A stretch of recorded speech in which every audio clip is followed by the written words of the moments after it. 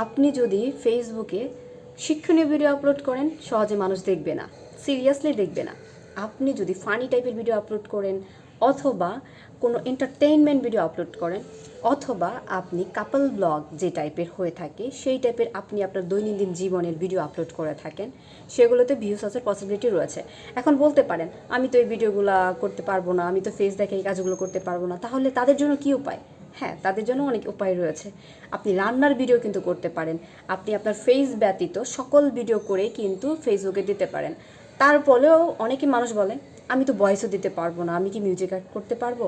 আমার কথা আপু বা ভাইয়া, আপনাদের কন্টেন্ট মনিটাইজেশন পাওয়ার কোনো দরকার নাই।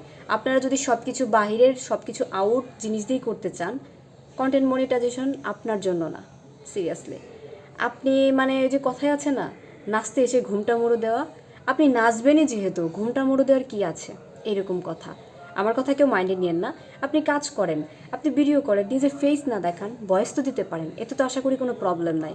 তারপরেও যদি প্রবলেম মনে করেন এই সেক্টরে আপনার আসার দরকার নাই।